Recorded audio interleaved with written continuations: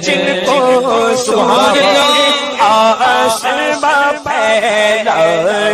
جل تھل بھر جس دا عاشق ہوندا اسے دی گل کردا، جو کوئی جس دا عاشق ہوندا اسے دی گل کردا۔ بریلویوں کا عقیدہ ہے، بریلویوں کا عقیدہ ہے۔ بریلوی پیدا ہوئے 1921 کے بعد، یہ ذہن میں ڈالی جاتی ہے بات۔ تم سب نئے ہو میرے عزیزو، بریلی شہر کو نسبت ہو گئی اعلیٰ حضرت سے، اور ہم وہاں سے کہلائے جانے لگے، ورنہ اعلیٰ حضرت نے دین و ایمان جو ہمارے سامنے پہنچایا ہے وہی دین و ایمان ہے جو صدیق اکبر کا تھا۔ رسول کریم صلی اللہ تعالیٰ علیہ وسلم کے لیے جان دیتے تھے۔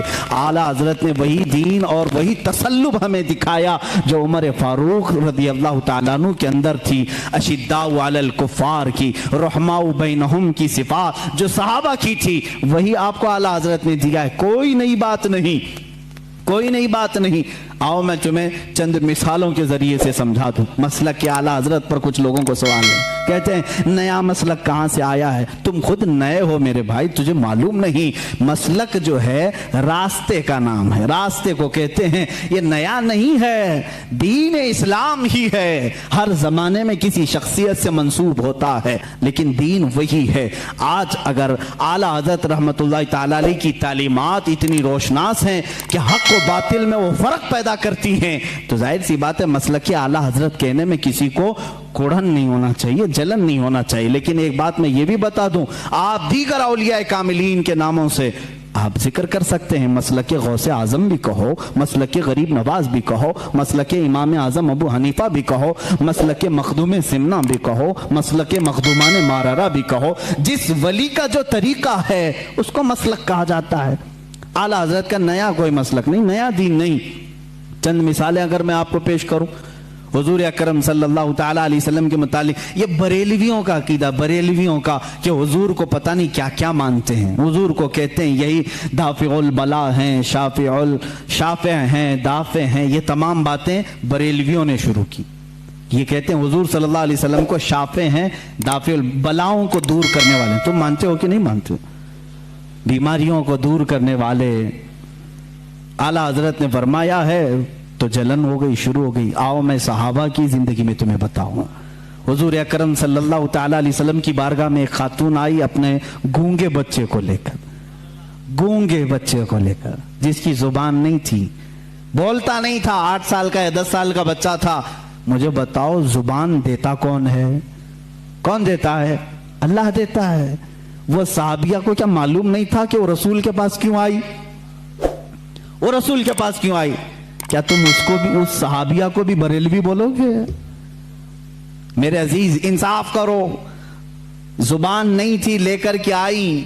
حضور صلی اللہ تعالیٰ علیہ وسلم تو بانی اسلام ہیں، شارع اسلام ہیں، آپ منع کر دیتے۔ اے خاتون تم میرے پاس کیوں آئی؟ جا، زبان اللہ دیتا ہے، زبان قوت گویائی، بولنے کی طاقت اللہ کی دین ہے، جا اس کے پاس۔ حضور تو کہتے، حضور نے بھی نہیں فرمایا۔ خاتون آئی بچے کو لے کر، رسول کریم صلی اللہ تعالیٰ علیہ وسلم نے پوچھا کیا بات ہے؟ کہا گونگا ہے، بولتا نہیں، آپ ایسا کچھ فرما دیں، ایسا کچھ علاج دے دیں کہ یہ بولنے لگ جائے۔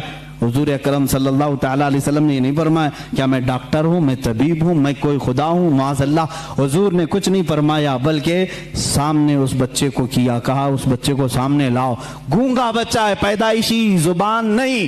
حضور اکرم صلی اللہ علیہ وسلم نے اس سے سوال کیا من انا، اے بچے بول میں کون ہوں؟ بچہ بول پڑا اشہد انک محمد رسول اللہ، میں گواہی دیتا ہوں کہ محمد صلی اللہ علیہ وسلم آپ اللہ کے رسول ہیں۔ اور وہ بچہ پھر سر بولنا شروع کیا۔ وہ صحابیہ خوش ہو کر اپنے گھر لے گئی۔ مجھے بتاؤ کون دیتا ہے؟ دینے کو منہ چاہیے۔ یہی تو بریلی کے امام نے کہا۔ اللہ حضرت نے اگر یہ فرمایا ہے تو یہ نیا عقیدہ نہیں میرے عزیز، صحابہ بھی یہی کہتے تھے۔ ہمارے بچوں کی لکنت ہو تو حضور کے پاس لے جاتے تھے۔ صحابہ کو معلوم تھا دیتا اللہ ہی ہے، دروازہ رسول کا ہوتا ہے، کیونکہ میرے آقا نے فرمایا انما انا قاسم واللہ یعطی، اللہ دیتا ہے اور میں تقسیم کرتا ہوں۔ عبداللہ ابن عمر رضی اللہ تعالیٰ عنہ صحابی رسول ہیں، بخاری شریف کی روایت سے، یہ بخاری شریف کی روایت ہے، کہتے ہیں کہ ایک صحابی کے پیر میں سوجن آ گئی، پیر موٹا ہو گیا، پھنسی ہوئی تھی یا کچھ سوجن آ گئی، درد بہت زیادہ تھا. انہوں نے دوسرے صحابی سے کہا کہ بہت درد ہو رہا ہے. انہوں نے کہا کہ علاج میں بتاؤں؟ کہا ہاں بتا دیجیے. کہا جس کو تم سب سے زیادہ چاہتے ہو ایک بار اس کا نام پکارو. صحابہ کیسے علاج کرتے تھے؟ سب سے زیادہ جس کو چاہتے ہو اس کا نام پکارو. اس صحابی نے جھٹ سے کہا یا محمد آ وا محمد آ. بخاری شریف میں یہ حدیث موجود ہے. جیسے ہی انہوں نے فرمایا اور پیر جھٹکا, وہ صحابی کہتے ہیں میرے پیر سے سوجن غائب ہو چکی تھی, میرے پیر میں درد نہیں تھا. نام محمد میں اتنی تاثیر ہے تو میرے آقا کے لعاب پاک میں کیا تاثیر ہوگی؟ حضور جس پر ہاتھ رکھیں اس کی کیا اثر ہوگی, اس کی کیا تاثیر ہوگی؟ عزیزان گرامی وقار, رسول کریم صلی اللہ تعالی علیہ وسلم کے متعلق جو کچھ بھی عظمت اور آپ کے مقام و مرتبے کی تعظیم و تکریم کے سلسلے میں اعلیٰ حضرت امام احمد رضا خان رحمۃ اللہ تعالی علیہ نے اپنی کتابوں میں لکھا, اس میں سے کوئی نئی بات نہیں, بلکہ ساری وہی باتیں ہیں جو صحابہ حضور کے لیے کیا کرتے تھے, میرے آقا صلی اللہ علیہ وسلم سے جو حد درجے تعظیم و تکریم کرتے تھے. جن کو سبحان آسمان پھیلا کے جل تھل